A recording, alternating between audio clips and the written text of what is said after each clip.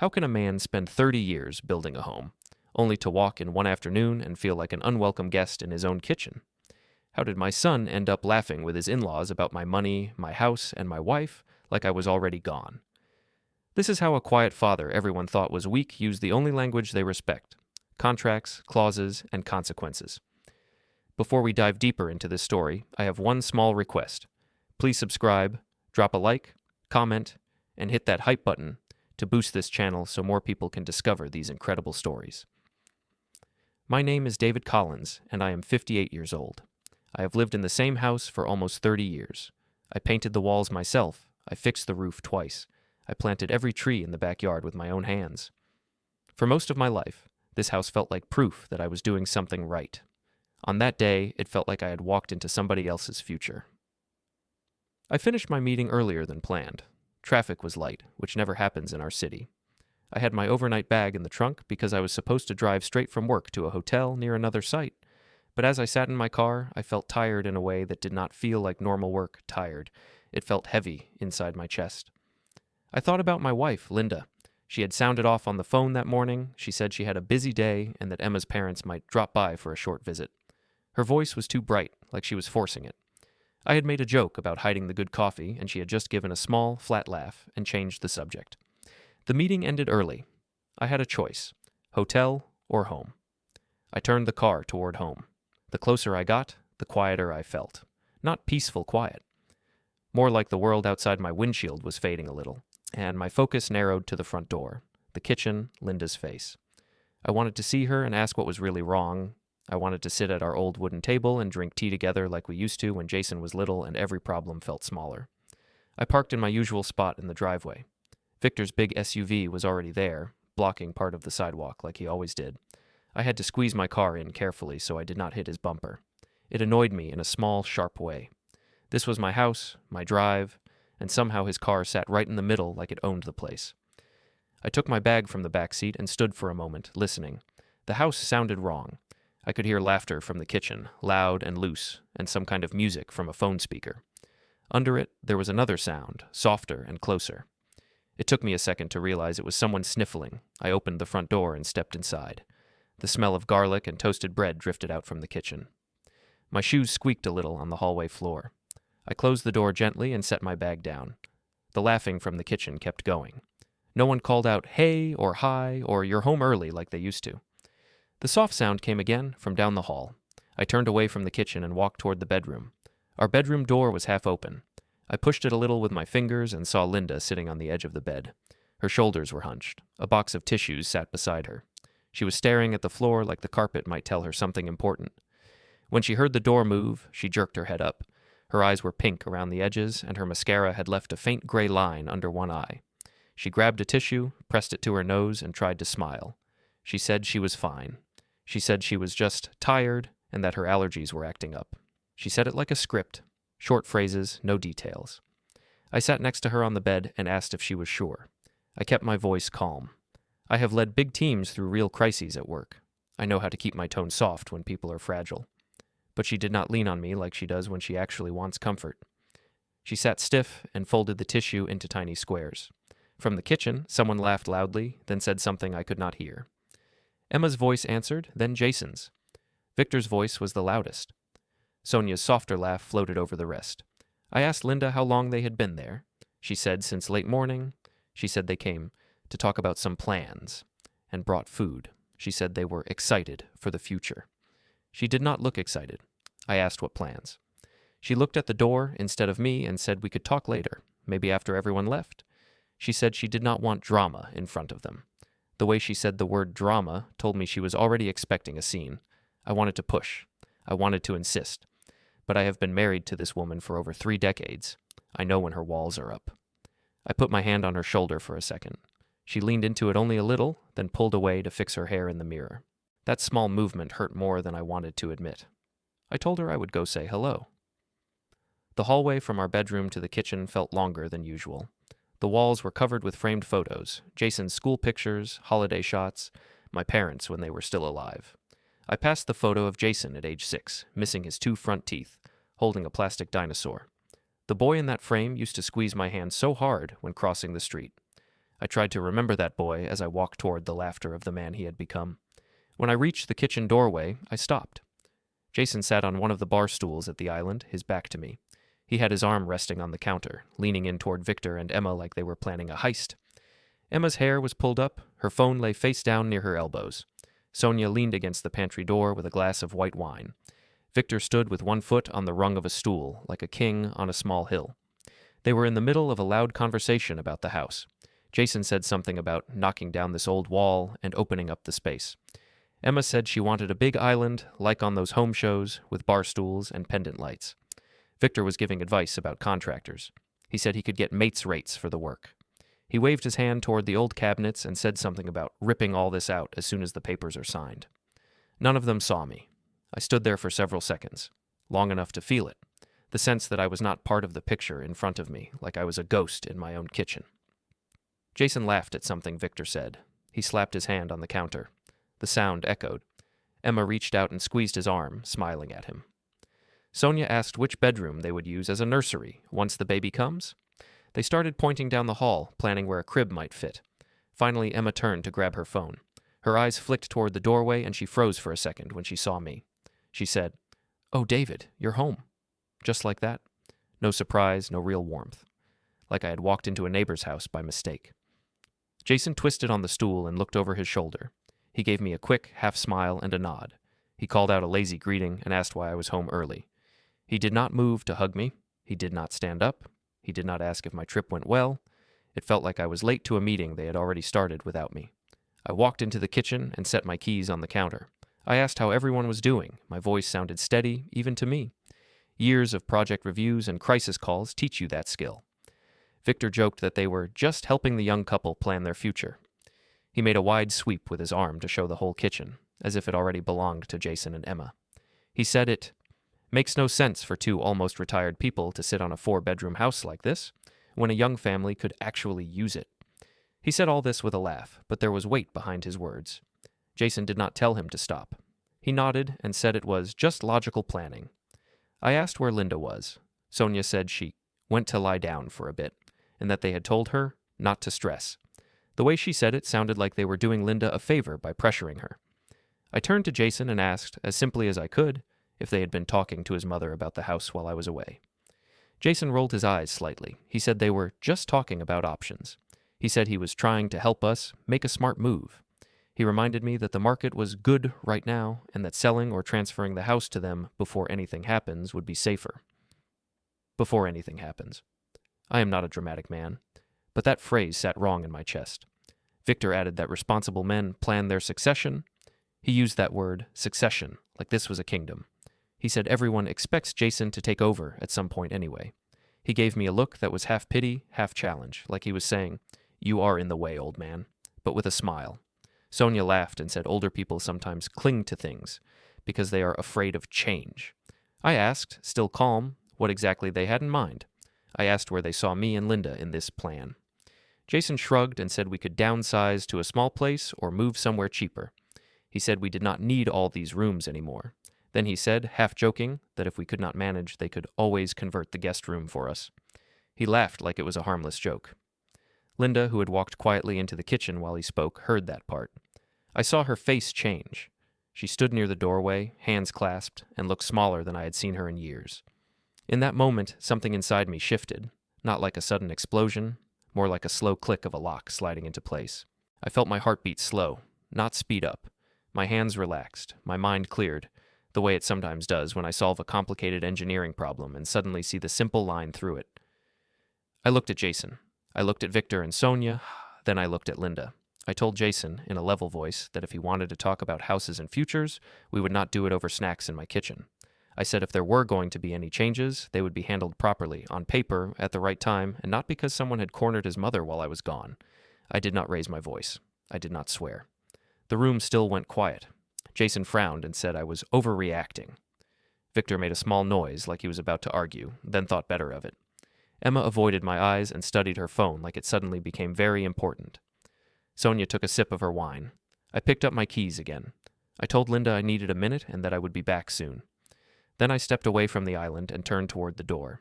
As I did, something on the counter caught my eye.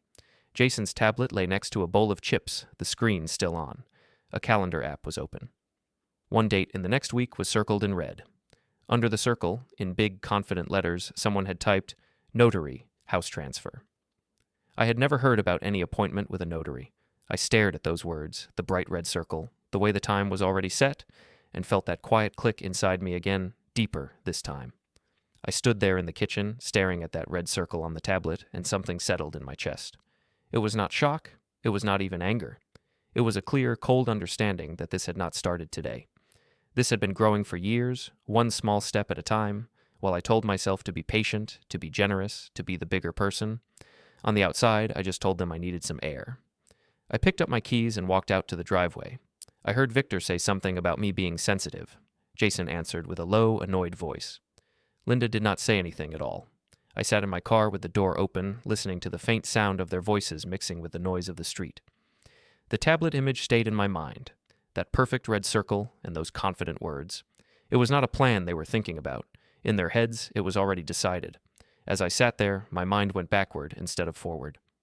I thought of Jason at 18, standing in our hallway with a backpack over one shoulder and a university acceptance letter in his hand. He had told me he did not want me to worry about money, that he would take loans, that he would manage.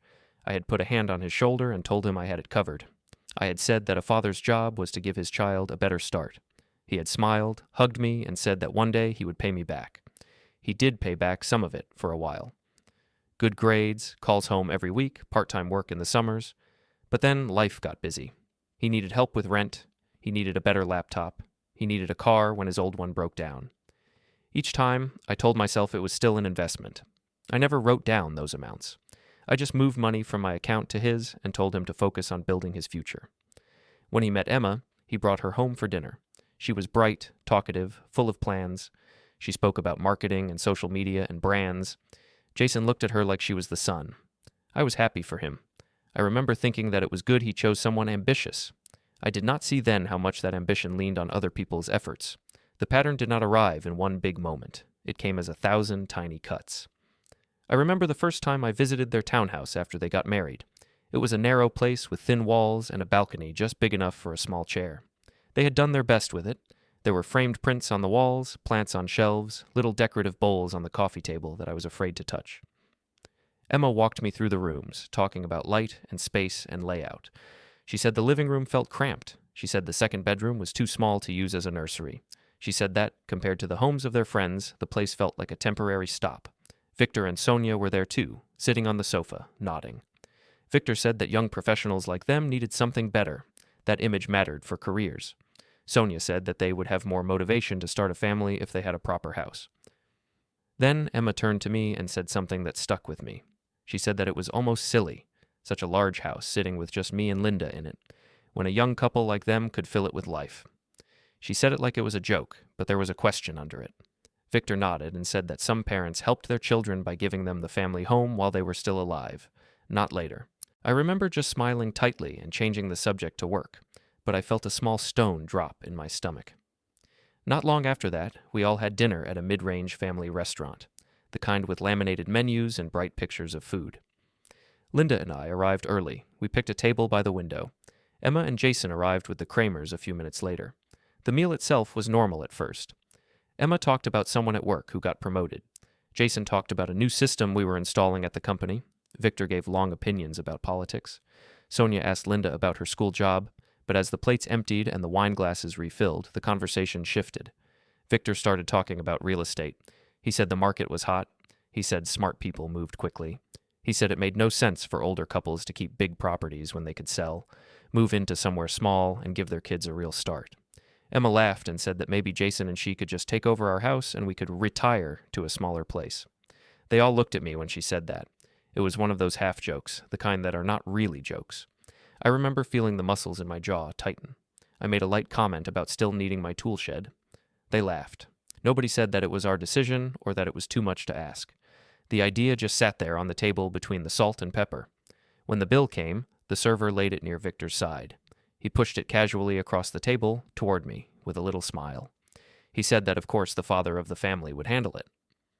I took out my card without saying anything. While I was at the register, I heard him tell the others that one day soon, I would probably just put the mortgage in Jason's name and be done with it. When I came back, they were all laughing. Linda gave me an apologetic look, but she did not speak up either. I did not confront them. I told myself it was not worth starting a fight in a restaurant. I told myself that they were just joking, that they did not really mean it. I told myself that it was my fault for being too sensitive. That is how you end up here, with a red circle on a calendar that you did not draw. Back in the present, sitting in my car in the driveway, I watched a neighbor walk past with his dog. I wondered what he would see if he looked in our windows right now. A happy young couple planning a renovation, a strong father guiding his son, or what I knew was really there, a man being slowly moved out of his own life. After a while, Linda came out to the driveway.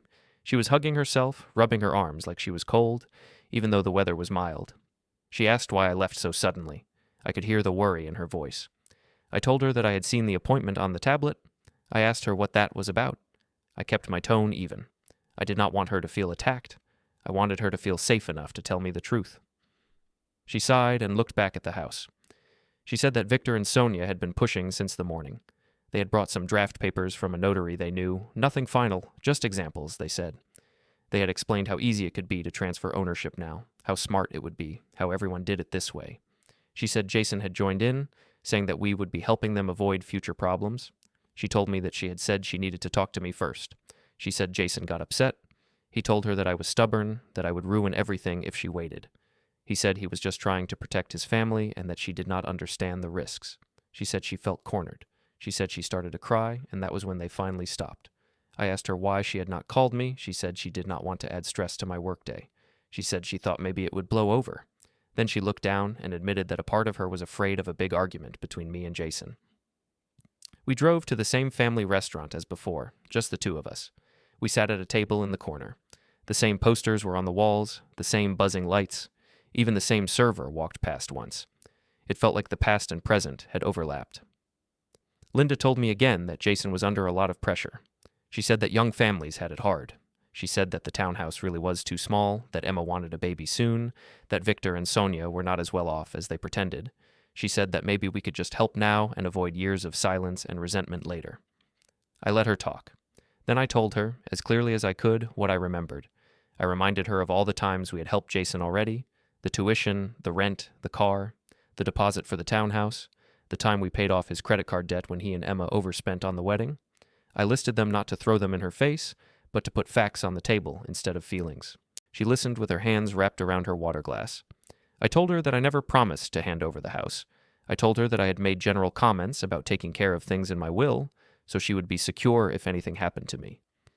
I said I had always planned to be fair, but that fairness did not mean disappearing from my own life so someone else could post renovation photos online.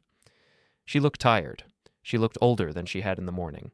She said that she understood, but she also said she was afraid of being the reason our son pulled away. She said that Jason had accused her of choosing me over his future. Hearing that made something twist inside me. I told her gently that there was no universe where our son's future required us to be pushed out of our home like tenants. I told her that if he could only love us when we handed him everything, then there was a bigger problem than a house. I could see that she knew this, but knowing and feeling are not the same. When we left the restaurant, the sky was turning orange. Linda walked a little ahead of me, shoulders still tight. On the drive home, she said something that stayed with me. She said that maybe I should just let them have the house. She said that at the end of the day, it was only bricks and walls, and that if giving it up would keep Jason close, maybe that was a price we had to pay. She did not say it with excitement. She said it like someone trying to accept a painful trade. I did not answer right away. I just drove, hands steady on the wheel, while that idea burned in the back of my mind.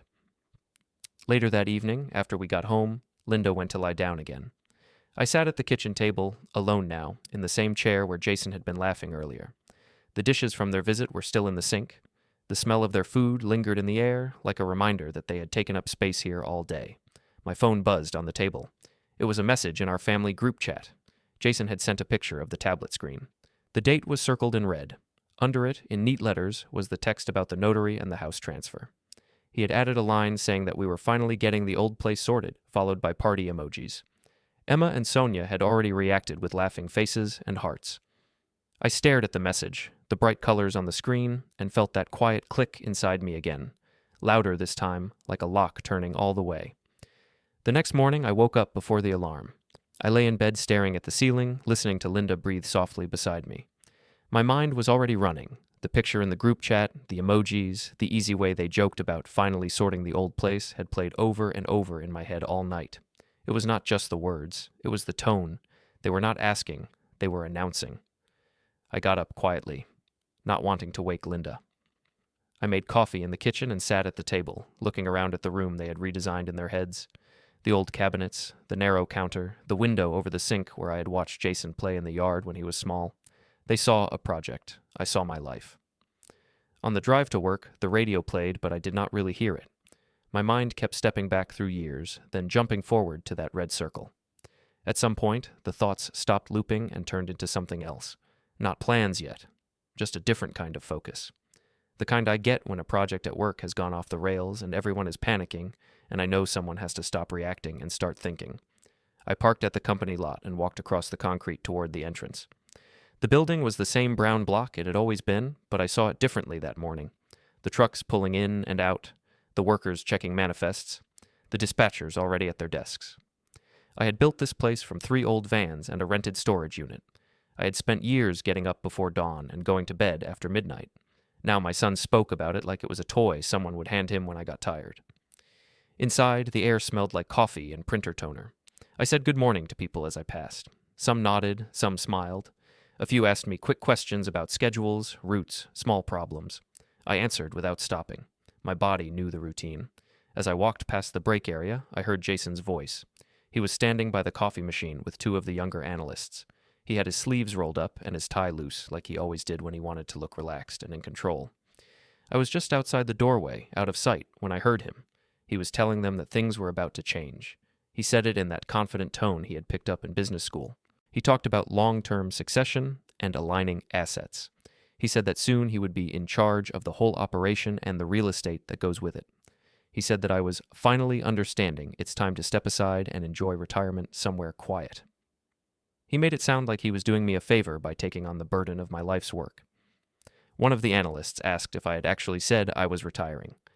Jason laughed and said that it was basically decided, that between the house transfer and some paperwork at the company, everything was moving in that direction. He said it was just a matter of getting the old man to sign on the dotted line. I stood there, just outside their line of sight, listening to my own son talk about me like a problem to be solved. I did not step in. I turned and walked down the hall to my office. Inside, I closed the door and sat down in my chair. The hum of the building seemed far away. My desk was the same as always, neat stacks of reports, a framed photo of Linda and Jason from years ago, a mug with pens, my computer screen waiting. Instead of opening emails, I opened the old drive I had not looked at in a long time. The folder names were simple: company formation, house purchase, trust, Collins, board minutes. I clicked on the one about the company. There were scanned documents from the early years when I had turned the business into a corporation. I scrolled through the pages, articles of incorporation, lists of shareholders, signatures. My name was on almost every line that mattered: majority shareholder, founder, chair of the small board. Jason's name appeared only once, as a minor shareholder from the time I had given him a small stake as a graduation gift. At the time, I had told him it was to help him feel invested. Now I saw how he had taken that and stretched it into a whole fantasy about taking over naturally. Then I opened the trust folder. It had been years since I thought about it. I had set it up after a health scare in my 40s when a doctor had told me I needed to slow down. I had gone to see Carla, my old college friend who became a lawyer, and she had drawn up a plan that would keep Linda safe if anything happened to me. I scanned the first few pages. I saw words like grantor, trustee, beneficiary, my name again, Linda's, Jason's. There were sections with titles about conditions and distributions. I did not read every line. I did not need to. One sentence near the beginning reminded me of a conversation I had almost forgotten. Years ago, Carla had suggested something called a relationship clause. She had said that sometimes, when families break down, it can be painful to have assets moved to people who have cut off contact or shown extreme disrespect. She had suggested wording that allowed the trustee to consider behavior in deciding how and when to distribute things. Back then, I had thought it sounded a bit harsh. I had told her my family would never be like that. She had raised an eyebrow and told me that things change, and that it was easier to set up a safety net and never use it than to wish you had one later. I had agreed, trusting her experience more than my imagination. Now I sat in my office, staring at that idea on the screen, and wondered if past me had been wiser than I realized. There was a knock on my door. It was Owen, our operations manager.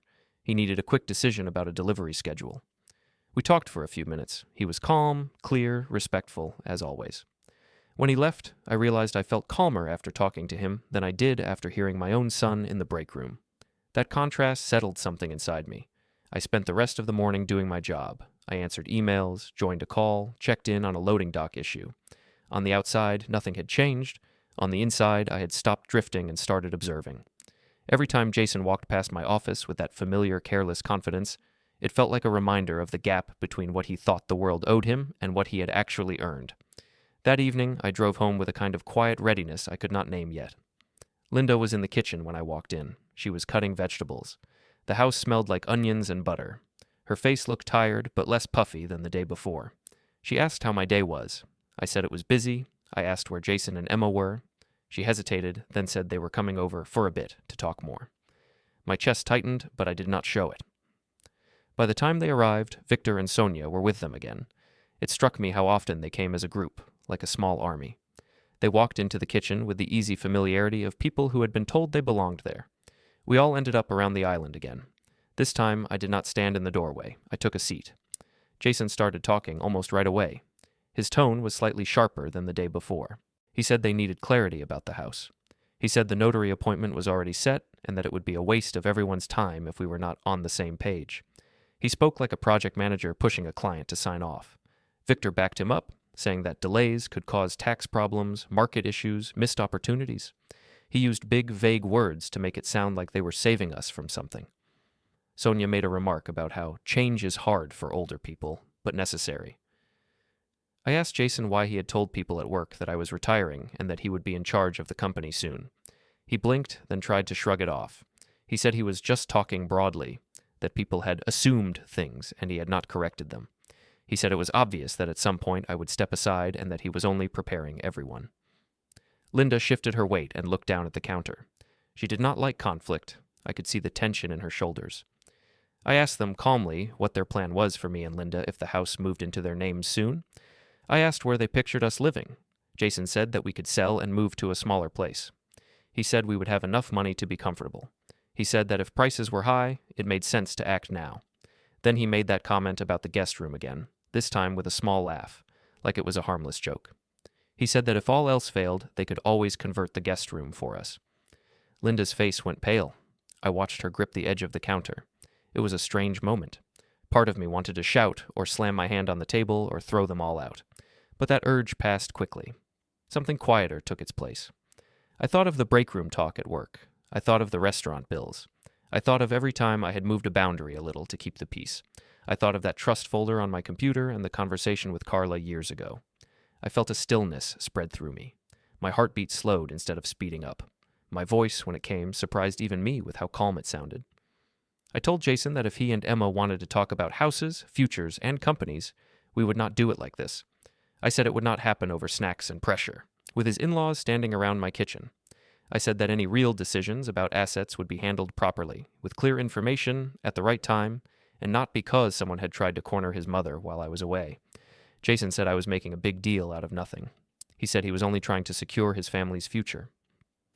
Victor added something about not dragging lawyers into family matters. Sonia rolled her eyes. Emma stayed very quiet. Linda whispered my name, like she was afraid things would explode. I did not explode. I repeated, in the same steady tone, that this conversation was over for now. I said that I would look into things myself, and that when I was ready, we would talk again, properly. Then I picked up my phone from the counter. My thumb hovered over a number I had not dialed in a long time. I stepped out of the kitchen and walked down the hall, past the photos, past the living room, out onto the small back porch. The air was cooler outside. I could still hear voices from the kitchen, low and tense, but they sounded far away. I scrolled to Carla's name and pressed call. She answered on the second ring. Her voice had that same dry warmth I remembered. She asked how I was. I told her, in simple sentences, that I needed to talk about the trust, the house, and the company. I told her there was pressure inside my family that did not feel right. There was a pause on her end, then her tone changed. She said we should meet in person as soon as possible. She said there were things we needed to review together and that she was glad I was calling now, not later. I agreed. We picked a time. I ended the call and stood there on the porch for a moment, looking at the dark shapes of the trees I had planted years ago. Inside, voices rose and fell, cups clinked, a chair scraped. For the first time in a long while, I did not feel like I was reacting to them. I felt like I had taken a small step back into my own life. That, 2 days later, I sat in my car outside Carla's office, watching people walk past the glass doors. Her building was one of those small, modern blocks with lots of windows and a simple sign. Nothing dramatic. Inside those walls, though, a lot of big choices got written down and stamped. I had walked through those doors once years ago, when the word trust was mostly just something from TV dramas. Back then, it felt like preparation for a far-off future. This time, it felt like I was stepping into the present. I turned off the engine and sat still for a moment. My fingers rested on the steering wheel. I felt that same heavy calm I had felt on the back porch when I called her. Then I opened the door and went in. The reception area smelled faintly of coffee and paper. A woman at the desk greeted me and called back to let Carla know I had arrived. I sat on a chair near the wall, looking at a framed diploma and a plant in the corner. It was a quiet place, the kind where people either fixed problems or ignored them until it was too late. Carla came out a minute later. She looked much the same as I remembered. Dark hair pulled back, glasses, simple clothes. She smiled and hugged me lightly. It was the kind of hug that said she remembered who I had been before all of this. We went into her office. Shelves lined the walls, full of binders and files. She gestured to a chair and sat behind her desk. A neat stack of folders already lay there with labels I recognized. My name, the word trust, the name of my company. She asked me to tell her what was happening from the beginning. I did. I told her about Jason and Emma's townhouse, about the dinner at the restaurant, about Victor pushing the bill toward me with a joke about the mortgage. I told her about the way they talked about our house like it was just sitting here waiting for them, how they joked about putting us in the guest room. I told her about the calendar on the tablet and the notary appointment I had not agreed to. I told her about the group chat message, the emojis, the tone. As I spoke, she did not interrupt. She just listened and made small notes with a neat pen. Her face did not show much emotion, but I could see her jaw tighten slightly when I repeated some of Jason's words. When I finished, she sat back and looked at me for a moment. Then she opened the folder labeled Trust Collins. She flipped through a few pages, the paper making a soft sound in the quiet room. She pointed out a paragraph near the front and tapped it with her finger. She reminded me gently that I was the grantor and trustee. That meant, in simple language, that I set up the trust and that I controlled it while I was alive. She said that the house was not just a simple asset to be signed away at someone's request. It was inside a structure with rules. She reminded me about the conversation we had years ago when she suggested including that relationship and respect clause. She explained again, in careful, clear terms, that the trust allowed some flexibility based on behavior. She did not read the exact legal wording out loud. She did not need to. The idea was enough. She also reminded me that Linda's position in the trust was stronger than she realized. It was not like she could be pushed out if Jason took over the deed. The whole point of the trust was to protect her, not him. I felt something ease in my chest as she spoke. I had always trusted Carla's work, but hearing it laid out again, in simple words, made me realize how much I had forgotten. Carla then opened another file, the company one. She reminded me that I was still the majority shareholder and that my position on the board was not symbolic. Jason's small stake did not give him automatic control, no matter what stories he told his in-laws or coworkers. She asked if I had told Jason any details about the trust or the corporate setup. I said no. I had just made vague comments over the years about everything being taken care of and making sure everyone is okay. She nodded and said that this kind of vagueness was common among parents and that sometimes children filled the empty spaces with their own wishes. She asked me what I wanted. The question was simple, but it landed heavy. I told her I wanted Linda safe in our house for as long as she wanted to live there. I told her I wanted Jason to understand that I was not a wall to be removed, but a person. I told her I did not want revenge, but I also did not want to reward disrespect with property and power. She nodded and wrote a few more notes. She said there were options. She said we could review beneficiaries and conditions inside the trust. She said we could adjust my will to match what I now knew about my family dynamics. She said we could also look at the company structure to make sure leadership and ownership did not automatically fall into the lap of someone who had treated me like an obstacle. She did not tell me what to do. She laid out paths. I left her office with a clear promise from her. She would prepare some suggestions and drafts. She told me to start gathering any records that showed the help I had already given Jason over the years. She said it would be useful, not to punish him, but to have the full picture in front of us. On the drive home, the city around me felt the same, But I was different. I knew now that there were real lines on paper that could support the lines I wanted to draw in my own life. That night, after Linda went to bed, I went into the garage. The garage had always been my quiet place. Half of it was filled with typical tools and boxes. The other half held an old desk, a file cabinet, and a computer on a metal table. The light was harsh from the single bulb, but I did not mind. I opened the file cabinet and pulled out folders one by one. Jason, tuition. Wedding expenses. Car loan. I had kept more than I thought. Receipts, bank transfers, copies of checks. I spread them on the desk like puzzle pieces. On the computer, I opened online banking archives and downloaded past statements. I scrolled through them slowly, marking all the times money had moved from my account to Jason's with notes like rent help, credit card, loan. It was a strange feeling, seeing years of quiet support laid out in black and white. I made a new folder on the desktop and started scanning paper copies into it. I named the files clearly. It felt less like building a weapon and more like cleaning a room that had been messy for too long. While the scanner hummed, my phone lit up with new messages from Jason. He asked if I had thought more about the plan. He sent a link to a real estate article about rising prices. He made a comment about not waiting until it's too late. Emma sent a photo of a kitchen from some design website and wrote that this was the kind of space she could imagine in the old house. I answered with short, polite replies. I said I was reviewing things. I said we would talk soon. That was all. The next day, I went back to Carla's office with a USB drive in my pocket and a folder under my arm. I handed them to her. She said she would organize the material and get back to me with clear outlines of what we could do. From there, I went straight to the bank. The trust officer was a quiet man with gray hair and careful hands. His office smelled like paper and coffee, like Carla's. He pulled up the details of the trust on his screen and confirmed what Carla had said. I had full authority as trustee to adjust certain things within the law and within the rules we had set years ago.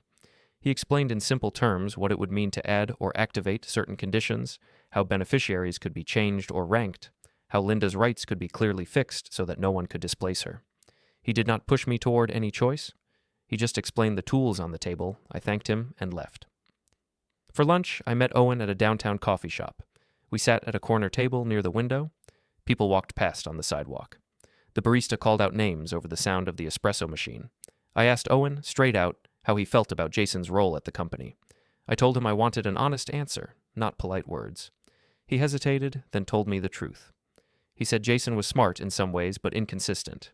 Good with presentations, not always good with follow-through. He said some staff respected Jason, but many saw him as the boss's kid, who had not really earned his place. He said clients trusted me more, that when things went wrong, people still came to me first. He apologized for being blunt. I told him that blunt was what I needed. Then I asked him a question I had not planned to ask so directly.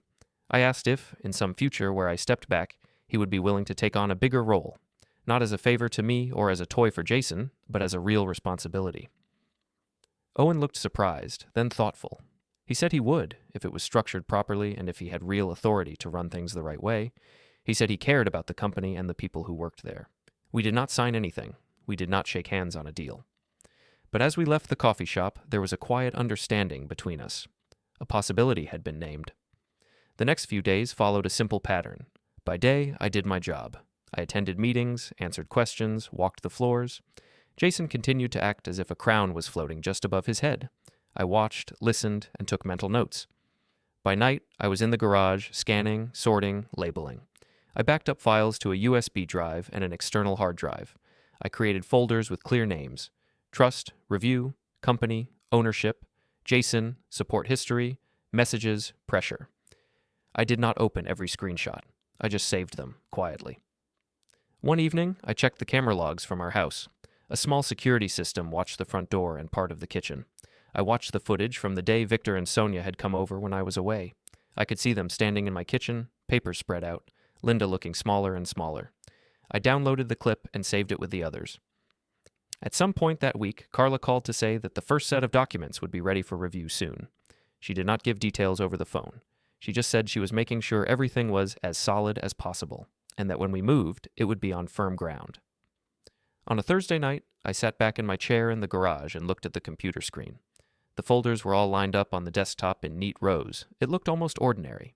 You would not know from just seeing the icons how many years of effort and quiet patience they contained. I created one more folder. I named it For Dinner. Not angry words, not threats, just that. For dinner. I dragged copies of a few key files into it. The support history. A short clip from the camera. A screenshot of the group chat with the red circle and the emojis. A simple summary of the trust structure Carla had given me in plain language. A letter draft she had prepared, addressed to Linda. As I finished, my phone vibrated on the desk. A notification popped up at the top of the screen. Calendar reminder.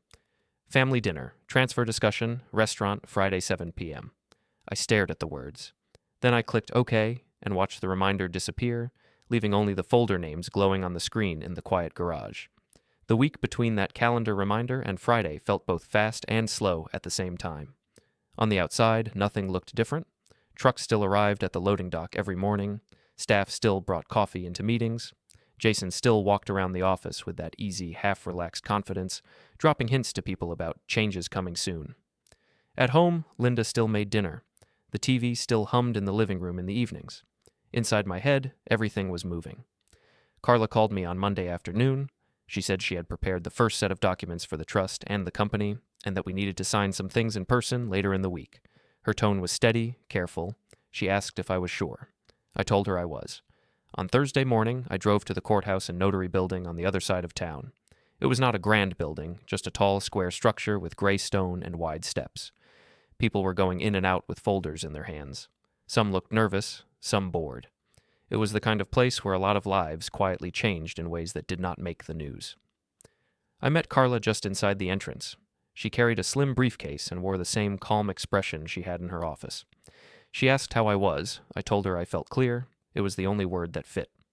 We went through a metal detector, then down a corridor that smelled like cleaning products and paper.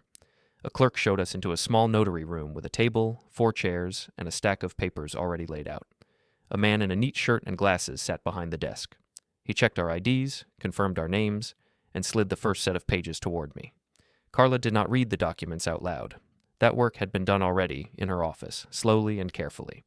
She simply pointed out where I needed to sign, where I needed to initial. She reminded me, in a low voice, that these pages confirmed Linda's right to remain in the house for her lifetime, regardless of anyone else's plans, and that they reordered what would happen afterwards in a way that reflected what I had told her I wanted. I signed. My name looked small under the printed lines, but I knew what sat behind each signature. Years of work, nights in the garage with receipts, quiet decisions made over coffee and long drives. The next set of documents dealt with the company. Carla explained in simple terms that we were updating the internal structure so that leadership and ownership would not slide automatically to Jason just because of his last name. There were words about share distribution, board decisions, and succession planning. Again, she pointed, I signed. The notary watched, stamped, dated, and stacked the finished pages with a soft, final sound. It did not feel dramatic. There were no raised voices, no arguments, just ink, paper, and a few firm clicks of a stamp. That was the kind of thing my son and his in-laws did not understand. They believed power lived in loud talk and group pressure. Most of the time, it lived in rooms like this.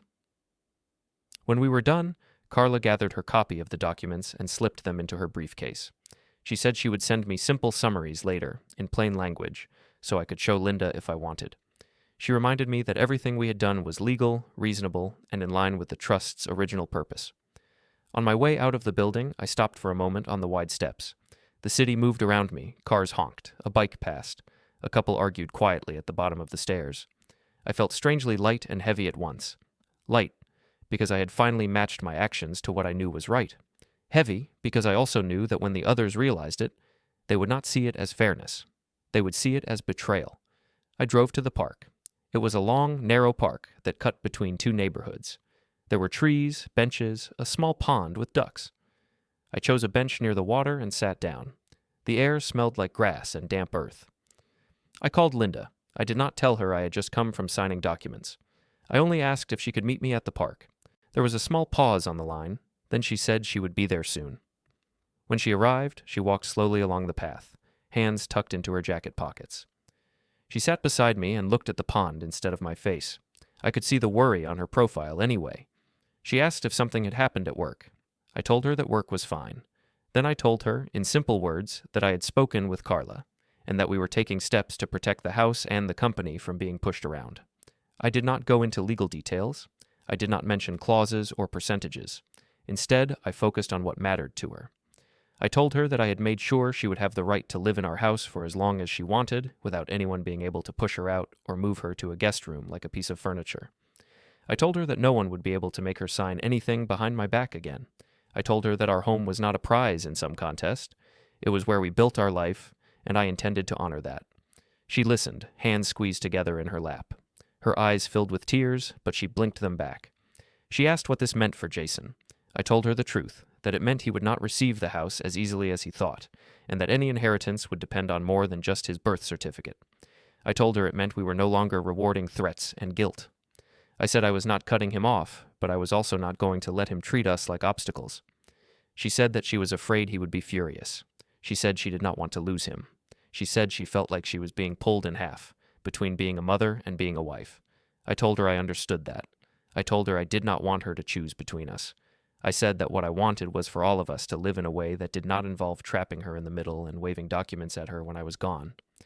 I reminded her of the things Jason had said about the guest room, the way he spoke about us selling and moving out like we were just a piece of old furniture to be rearranged. I asked her gently if that sounded like love or like entitlement. She sat quietly for a long time. A duck flapped its wings and sent small ripples over the surface of the pond. Children laughed somewhere behind us by the playground. Finally, she said that she was tired of feeling like she had to prove she was a good mother by letting Jason walk over us. She said she was ashamed of how little she had pushed back when Victor and Sonia came with their papers. She said she had wanted peace so badly that she forgot to ask if this was really peace or just surrender. I told her she did not need to blame herself. I said that people like Victor and Sonia counted on others being polite and soft. I said they mistook kindness for weakness. I reminded her that we still had choices. I told her about the dinner on Friday.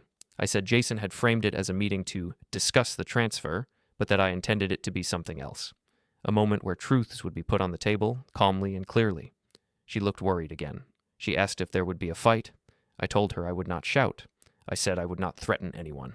I told her I would simply say what had already been done and let them react however they wanted. I asked her if she would come, not to defend me or Jason, but to see everything for herself, with her own eyes and ears. I said I wanted her in the room, not hiding in a bedroom down the hall while things were decided without her. She was quiet for a long moment. Then she nodded. She said she would come.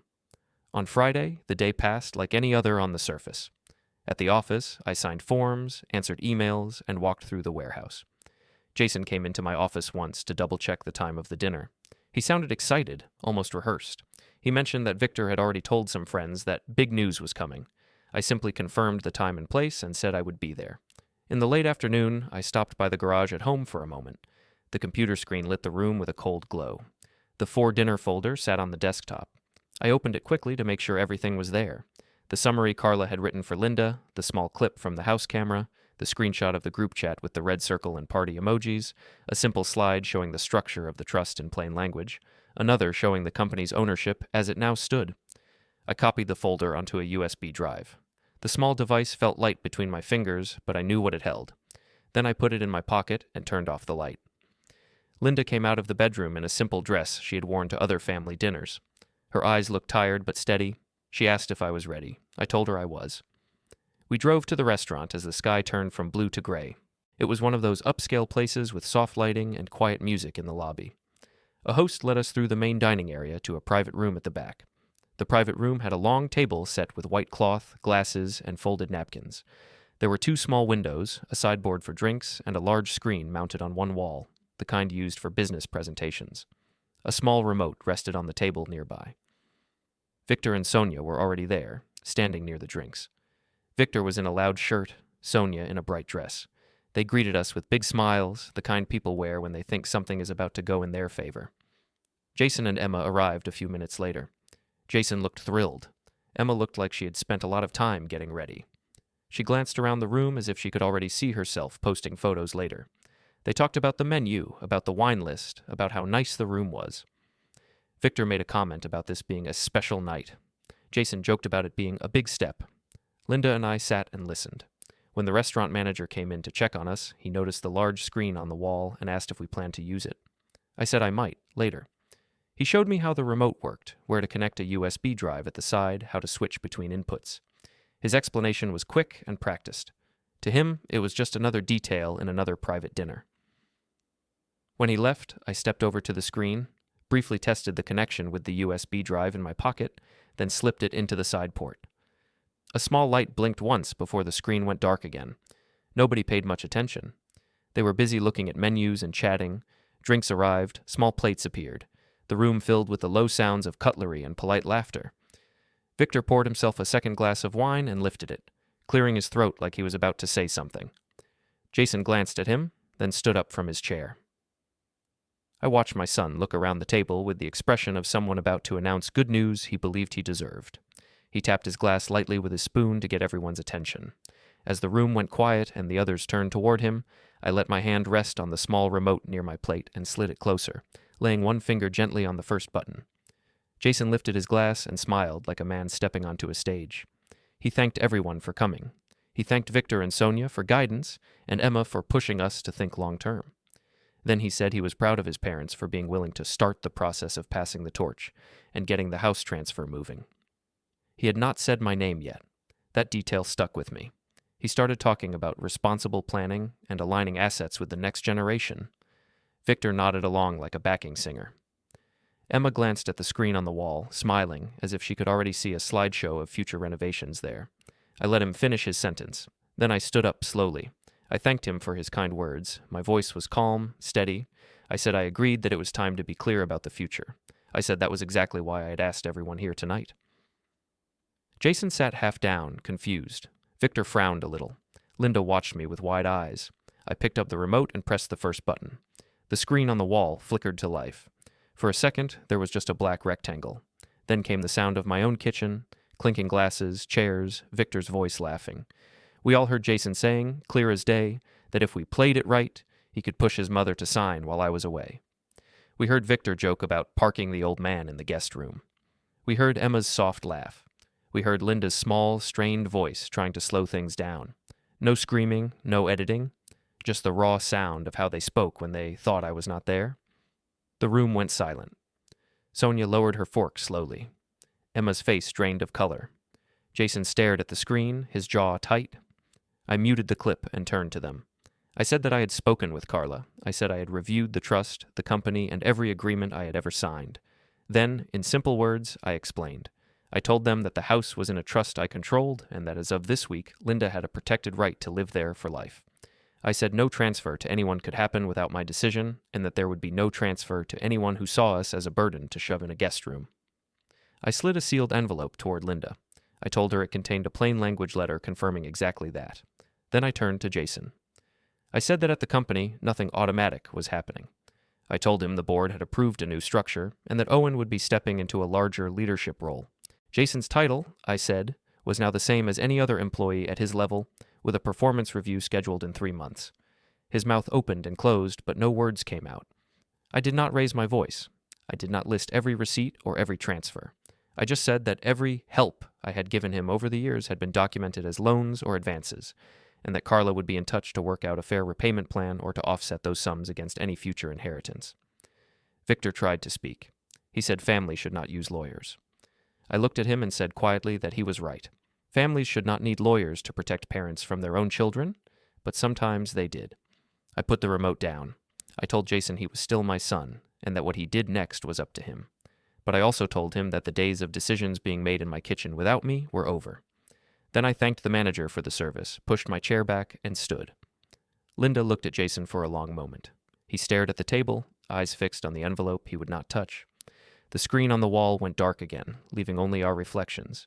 She rose slowly and took my arm. As we walked out of the private room, I heard chairs creak, a glass being set down too hard, Victor's voice starting up in a low, panicked rush. I did not turn back. The last thing I saw, in the reflection on the dark screen, was my son sitting very still at the head of a table that was no longer his.